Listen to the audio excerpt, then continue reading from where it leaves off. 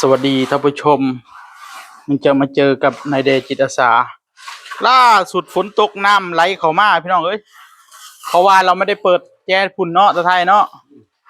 เอาเปิดแก๊สพุ่นแล้วน้ำก็สิคือสิไปพุ่นดอกแม่นบ่ตะไทยบ่แม่น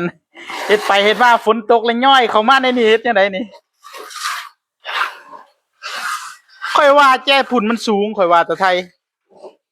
จะว่าอยู่บ่ฮะแล้วแก๊สนี่มันต่ำค่อยว่านะค่อยสังเกตเบิ่งนะจะว่าอยู่บ่พื้นนี่ต่ำกว่าไอ้สังเกตเบื้องน้ำมันไหลมาเจนี่นะกระชั้นน้ำมันสิบ่ไหลมาดอกข่อยว่านะพื้นไอ้บ้านนี่ต่ำกว่าตัวนอกเห็นกว่าหมดนะเอาเปิดนั่นแล้วมันก็ไหลออกพุ่นแหละเนาะนะไปเปิดแบบแกะแบบบัดนี้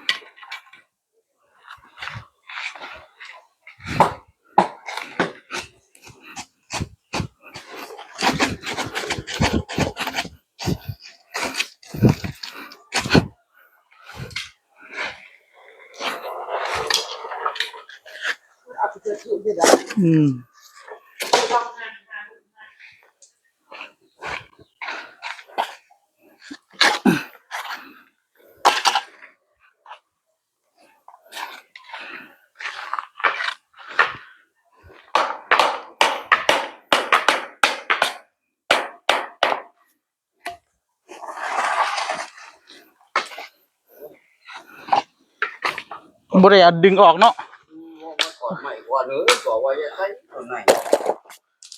โอ้ยอย่าหักนะหมาคือหักบัดนี้แทนที่จะดึงขึ้นสีมันหักเนาะโอ้ดึงขึ้นก็ได้ดอก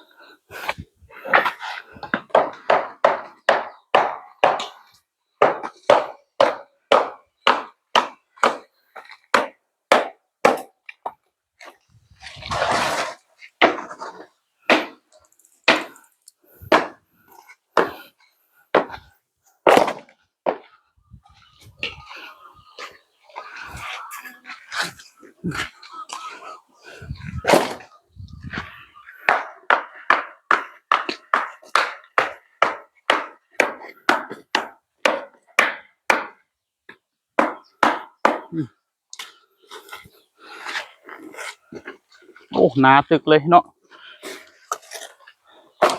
ยางหนาเลยเจนี่เดี๋ยวเขาเครื่องคัดสโลปมาพี่นะคัดให้มันสโลปมาจังที่เพื่อที่ให้น้ำมันไหลเวลาฝนตกมามันไหลอยู่แล้วนี่มันติดแบบซื้อมันไหลออกไป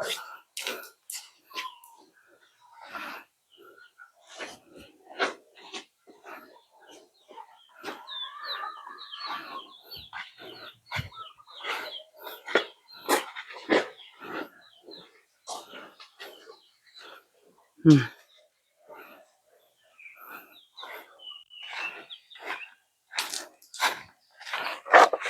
ิดหน้าได้อยู่บ่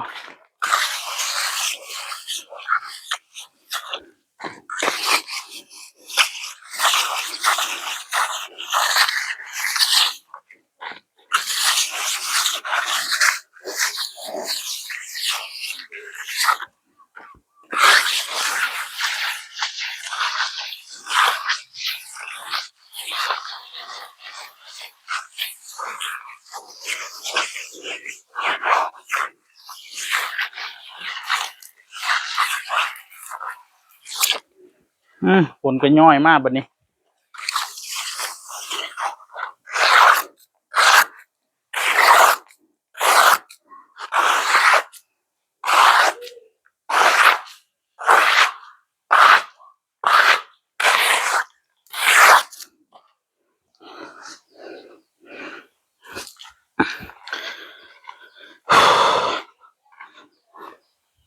ย่างขึ้นไปคัดเลยเอาเครื่องมาเครื่องเสียบไฟเลย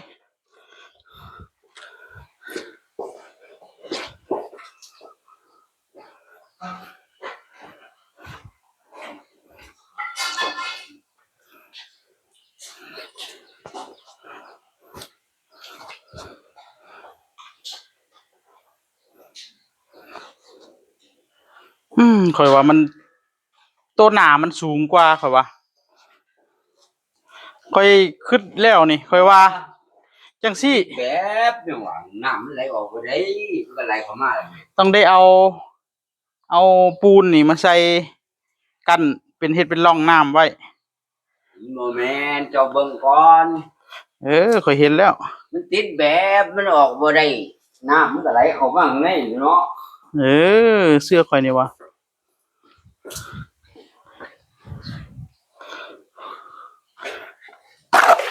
เบิ่งซะก่อนคันมันเป็นคือค่อยว่านะค่อย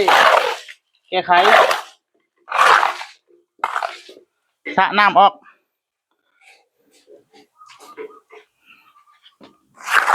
สระน้ำบอกก็เป็นยังเอาไม้กวาดนะ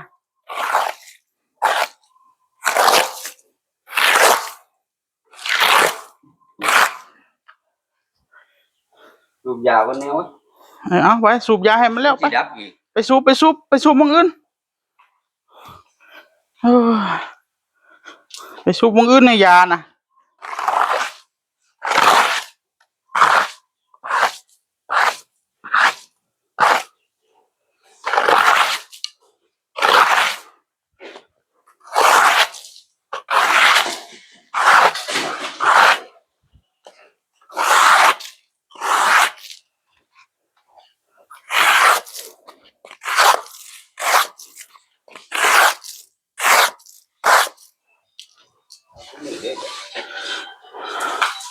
อืม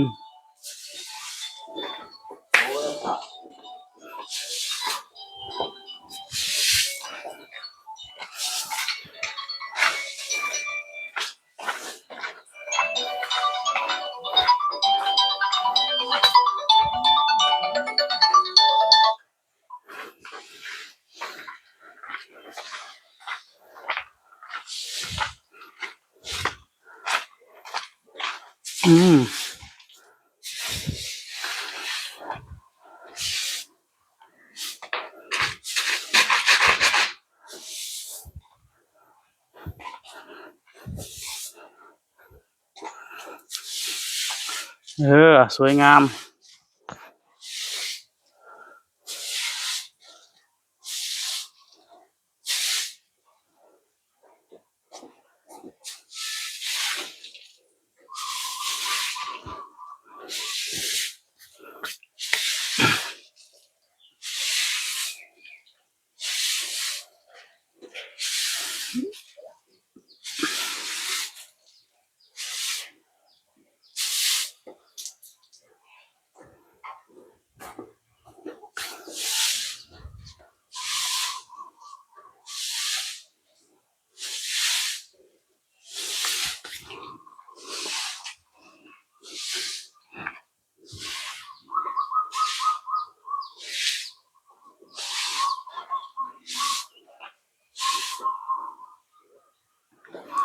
เดี๋ยวจะเอาเครื่องขัดมาขัดริมฝั่งโน้นให้มันสโลปลงก่อนพี่น้องเอ้ย